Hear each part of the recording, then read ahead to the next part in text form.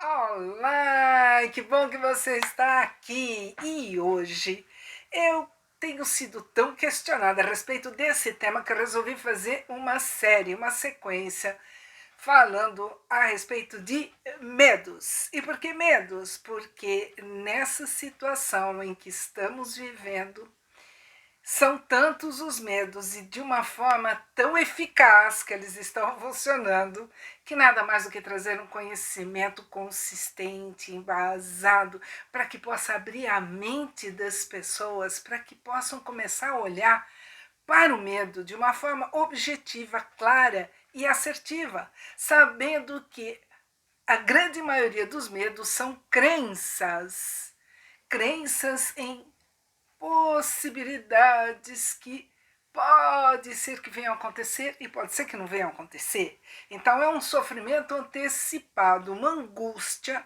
que deprime, que bloqueia, que cerceia as atividades do dia a dia, a busca de metas, de conquistas, porque ficamos freados, atrelados ao medo. Né? O medo funciona como uma âncora que não te deixa ir adiante. Então, por que eu vou falar desse tema? Porque é um dos meus grandes estudos. Para quem não me conhece, eu sou a Lourdes Ganzelli, especialista em comportamento. E hoje nós vamos perceber o quê? Espero que isso fique bastante claro e já peço desde já, compartilhe esse vídeo, porque o tema é importante e muita gente vai se beneficiar com ele. Já se inscreveu no meu canal? Não? Então é agora. Se você estiver assistindo esse vídeo no Instagram, o link para se inscrever no meu canal do YouTube está na bio. Mas se você estiver assistindo no YouTube, clica aqui agora e se inscreva já. Outra coisa, deixa já o seu like para você não esquecer. Se chegar no final do vídeo e você não gostar, vai lá e tira o like. Não tem problema nenhum não. E todos os comentários são muito bem recebidos. Sempre. Qualquer dúvida, qualquer questionamento, sempre é uma forma de busca de conhecimento. E isso é uma coisa que nós precisamos estar atentos e fazer o tempo todo. Ok? Então vamos ver lá. Muita gente diz que existe um lado muito bom, muito importante do medo, que é a preservação da vida. Mas aí, que engano, por quê? Certamente a função do medo é nos dar condição de luta se o problema ou se o inimigo for mais fraco do que a gente, ou de fugar, se ele for muito mais forte e poderoso. Quem comanda essa capacidade de ação que nós temos é o nosso sistema primário, é a primeira parte do cérebro que se desenvolveu lá junto com os répteis. Quando os répteis chegaram no planeta aqui na Terra, foi a primeira parte do cérebro então que se desenvolveu. E realmente a vida naquela época era de lutar ou de fugir. Então o instinto de sobrevivência era uma coisa muito poderosa, muito forte. E o que aconteceu? Isso foi se desenvolvendo durante milhões de anos. Depois de muitos anos, surgiram no planeta os animais já mamíferos, já que tinham um desenvolvimento maior, sistemas corporais mais desenvolvidos. Então, com o aparecimento dos mamíferos, criou-se uma segunda calota no cérebro, que é a parte do cérebro límbico, é o cérebro emocional. Então, é nesse cérebro, nessa parte do cérebro, que estão os nossos sistemas de crença, e é ali que habitam realmente os nossos medos, aqueles medos que são criações mentais, que são probabilidades, possíveis acontecimentos futuros. E depois, quando surgiram os primatas superiores e o ser humano, é que foi desenvolvida a terceira calota, que é o neocórtex, que é o que nos dá capacidade de raciocínio e de análise. Muito bem. Então, se aquele cérebro reptiliano, aquele cérebro instintivo que preserva a vida, é o que dá o start sempre que surge um perigo à nossa frente, ele já imediatamente, instintivamente avalia. Eu posso enfrentar isso ou eu tenho que fugir?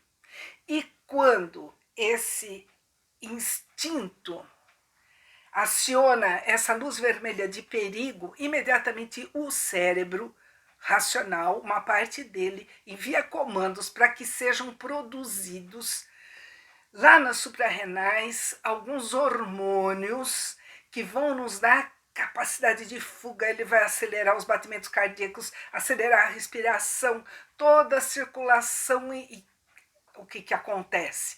Realmente nós vamos ter condição de fugir se for necessário, ou nós vamos ter uma força muito maior para lutar, se for o caso, se for necessário. Mas o que é importante a gente saber? Quais são esses medos que colocam a nossa vida em risco?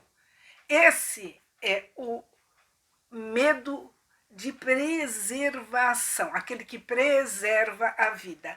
Então, na realidade, ele não é um medo, é um instinto de preservação.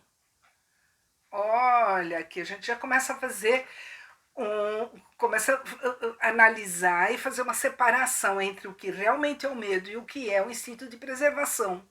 Esse instinto de preservação, que vai trazer aquele medo natural, é quando a vida está em risco. Então, quando a gente vai sofrendo um acidente, um assalto, uma armada, tá no meio de um tsunami, um terremoto, um maremoto, alguma coisa que é um fato, está acontecendo naquele momento, é real, não é uma mera possibilidade. A mera possibilidade, que são aqueles medos que são criados, que são absorvidos pelo emocional, pelo sistema límbico, são criações mentais, são ilusões. Então eles estão num outro nível. Eles não estão preservando a nossa vida. Então veja que interessante, o medo não preserva a vida. O que preserva a vida é a cautela, o cuidado, tomar a iniciativa, a atitude adequada para a preservação da vida. Então, é preservação, é cautela, é cuidado, não é medo. Por quê? Pelo contrário dessa cautela, desse instinto de sobrevivência e de proteção, o medo, na maioria das vezes, ele nos trava, bloqueia, cerceia, inibe, faz procrastinar. Então, aqui está uma diferença fundamental para a gente parar para analisar. É lógico que um instinto de preservação vai predominar sempre, mas nós precisamos estar conscientes, e essa consciência só vem por meio da nossa capacidade de raciocínio, de análise, para saber quando realmente é um instinto de preservação, quando o risco é real, está acontecendo naquele momento, e quando é uma ilusão, uma crença. Uma crença que nos traz medo. Medo que é uma emoção que pode chegar de repente com um susto, ou ela pode vir sorrateira por meio de pensamentos. Quando começamos a pensar em determinadas coisas, automaticamente a gente começa com aquela sensação, aquela angústia, aquele medo. Então, os pensamentos atrelam emoções. E se nós tomamos um susto, a emoção vem mais rápida, e em seguida ela vai atrelar um pensamento. O que aconteceu? O que está acontecendo? O que eu tenho que fazer? E aí começa, então, o neocórtex, né, o nosso racional, entra em ação. Então, tanto o pensamento atrela uma emoção, como a emoção atrela um pensamento. E isso é muito importante que a gente saiba. Conhecimento é para ser usado, gente. Então, a partir de agora, cada vez que você perceber que está começando a sentir medo ou que tomou um susto e se realmente o medo se apossou de você, para, respira, porque lembra que eu falei no início que aquele instinto de preservação é muito mais forte e poderoso, ele virá mais rápido do que o sentimento e a emoção, o instinto vem mais rápido, e o que ele faz? Ele vai enviar comandos, e aí as suprarrenais vão mandar uma carga, uma dose grande de adrenalina e noradrenalina no corpo para ele poder fugir, e isso vai alterar a respiração, a circulação, uma série de sistemas corporais. Então, quando você perceber que está chegando aquela angústia, aquele medo, aquela ansiedade, para e respira. Mas respira calma e profundamente, lentamente. Para quê?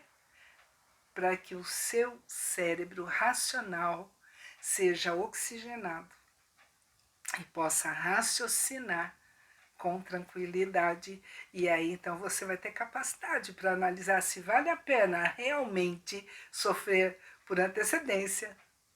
Porque se for uma situação de vida ou de morte, mesmo assim você precisa ter serenidade para enfrentar com os melhores recursos que você tiver no momento. Ok? Meu recado de hoje é esse. Já se inscreveu no canal? Não? Então é agora, já! Não esquece, se você estiver assistindo no Instagram, o link está na bio. E se você estiver aqui no YouTube, inscreva-se já e compartilha esse vídeo, porque com certeza vai ajudar muita gente. Deixa o seu joinha e nos vemos no próximo vídeo. Namastê.